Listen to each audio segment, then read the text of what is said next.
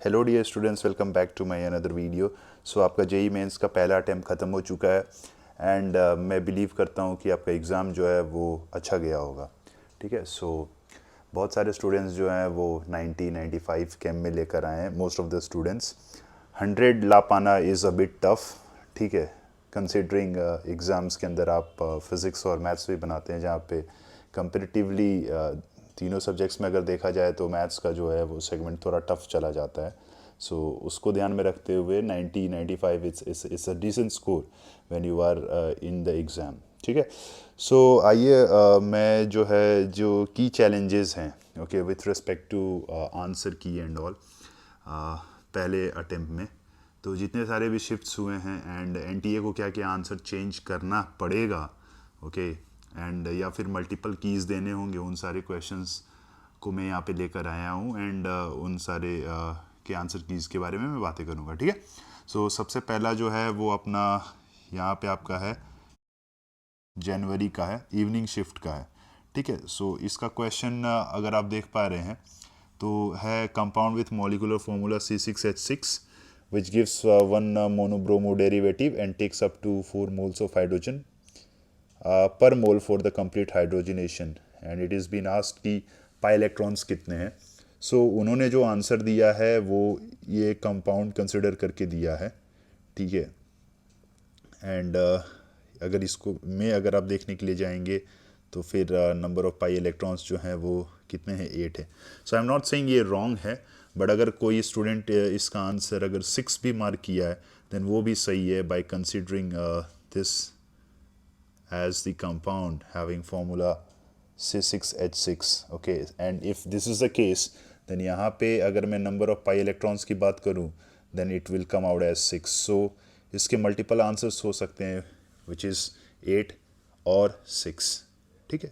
उसके बाद जो जेई मेंस को अपना की चेंज करना होगा वो ये है 23 जनवरी का है, मॉर्निंग शिफ्ट का है। केमिकल काइनेटिक्स का प्रॉब्लम है ओके एंड इस केस के अंदर इन्होंने डिकम्पोजिशन दिया N2O5 का 2 mole to give N2O4 and O2 and initially total pressure 0.6 है which will be coming because of N2O5 only and after a time equals 100 seconds. Pressure x है, सो आपको x की वैल्यू निकालनी है।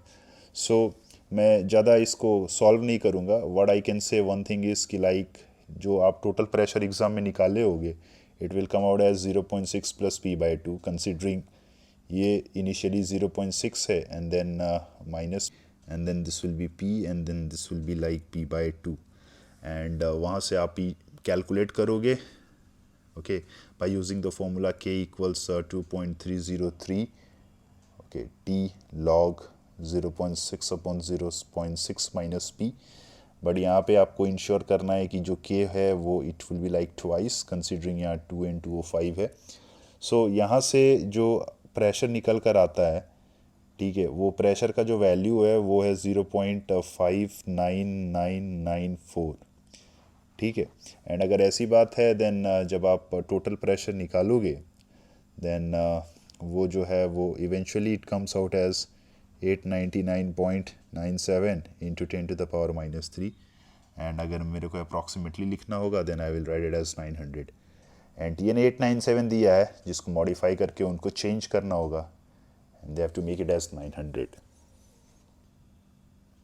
जो अगला है क्वेश्चन वो है 24 जनवरी का है, मॉर्निंग शिफ्ट का एंड क्वेश्चन बोल रहा है कि among the following cations number of cations which will give characteristic precipitate in their identification test with K4FeCN whole 6।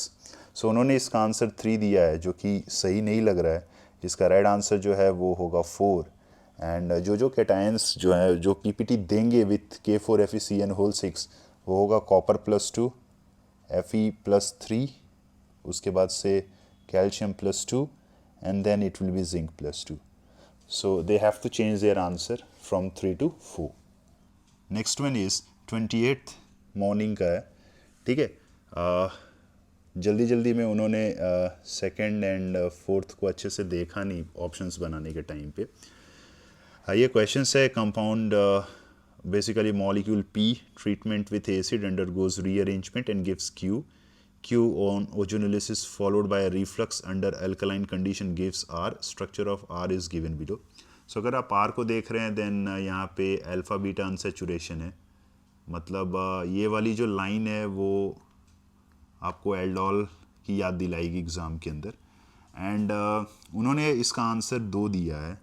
सो अगर मैं 2 के बारे में ज़्यादा डिटेल में बातें करने के लिए जाऊँ देन वो ये यहाँ पे केटाइन बनाएंगे एंड उसका जो है वो फर्दर उसको शिफ्ट कराएंगे चार्ज को, ठीक है. एंड देन फिर यहाँ पे रीअरेंजमेंट होगा एंड चीज़ें फिर आगे बढ़ेंगी. बट अगर यही केस है देन ये केस तो फोर्थ के साथ भी हो सकता है. एंड अगर फोर्थ के साथ हो सकता है देन आप प्लीज़ चेक करें, ये तो वही वाला है, विच मीन्स इसका आंसर मल्टीपल की होगा. Okay, which is 2 and 4 both.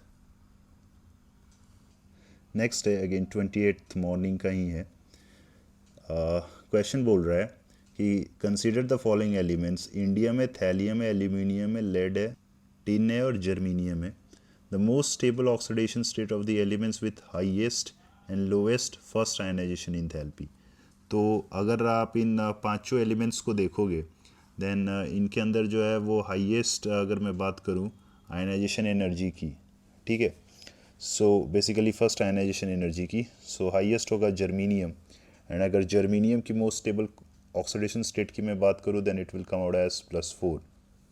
Where as जो मैं लोएस्ट आयनाइजेशन एनर्जी की अगर मैं बात करूं फर्स्ट आयनाइजेशन एनर्जी की then it will come out as indium, ठीक है. एंड अगर वो इंडियम होगा, ये आप बहुत इंपॉर्टेंट था ये ऑर्डर, मैं लिखवाया भी था मैंने आपको क्लास के भी अंदर. सो अगर ये इंडियम होगा देन इंडियम के केस में इट विल बी +3. इन्होंने जो आंसर दिया है वो इनर्ट पेयर इफेक्ट को कंसिडर करते हुए +1 दिया है, which is not true. Okay, so for indium it will be +3. So hence they have to change their answer from option 3 to option 2. उसके बाद है 28th का इवनिंग शिफ्ट में. क्वेश्चन बोल रहा है कि identify the inorganic sulphides that are yellow in colour. So अगर मैं NH4 होल्ट वाइज एस की बात करूँ देन ये तो आपको पता ही है कि ये कलरलेस होता है. एंड PBS जो है ये भी आपको इसका कलर पता है, बोलो क्या होता है, इट इज़ ब्लैक. COS का कलर जो है वो भी क्या होता है, ब्लैक. एंड जब मैं क्लास में लिखवा रहा था तो कुछ लोग हंस भी रहे थे ब्लैक के नाम से. ओके, नेक्स्ट वन इज़ ये AS2S3 एंड AS2S5, इसका जो कलर होता है वो क्या होता है बताओ, ये येलो होता है, ठीक है. सो ये येलो कलर के सल्फाइड्स हैं एंड इसका राइट आंसर जो होगा it will not be option 2, instead it will B option 4. So NTA जो है वो इनको अपना आंसर चेंज करना होगा, 2 से 4 देना होगा. एंड जो लास्ट सवाल है वो है 29th का मॉर्निंग शिफ्ट.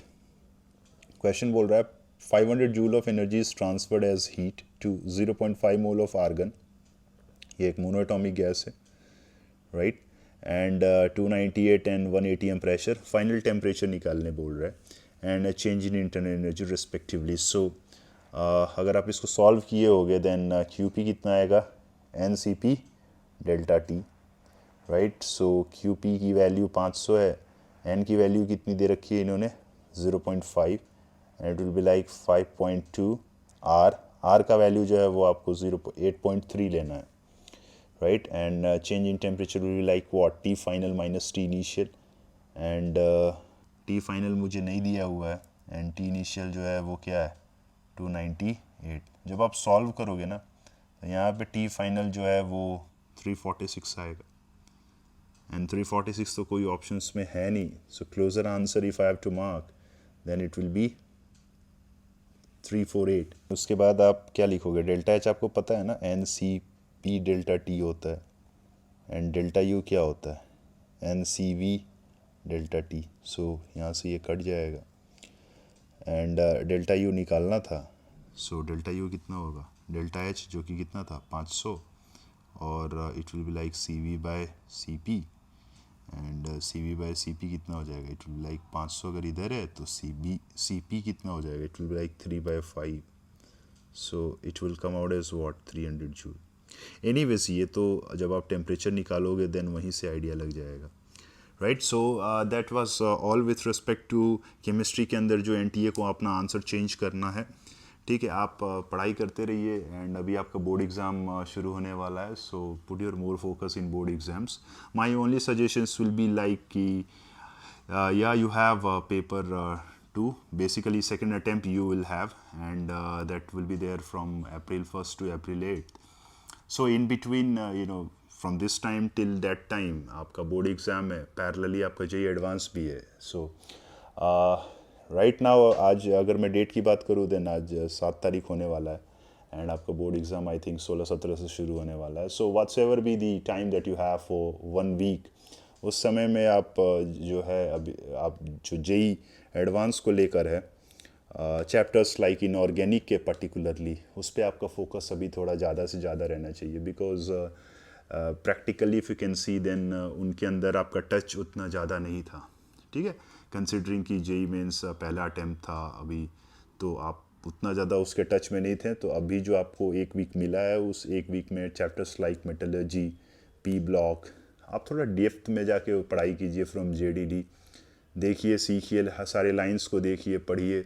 एंड ज़्यादा से ज़्यादा जो है वो उन सारे सेगमेंट्स को आप रिवाइज करने की कोशिश कीजिए. बिकॉज फिर आपका बोर्ड एग्ज़ाम हो जाएगा. And then between the board exams if you are getting time, then उस टाइम पे आप फ्रेश चीज़ें या फिर कोई ऐसी चीज़ें उठा के पढ़ना नहीं पसंद करोगे. ठीक है, जो चीज़ें आप का पहले से आपका उसके ऊपर उतना कमांड नहीं रहा है. ठीक है, सो अभी का टाइम जो है वो बेस्ट इनऑर्गेनिक रिवाइज करने का है. रेस्ट इज ठीक है, पढ़ाई करते रहिए. जिनका पेपर ख़राब गया है, ज़्यादा आपको लोड लेने की बात नहीं है. आपके पास पेपर 2 सेकेंड अटैम्प्ट भी है.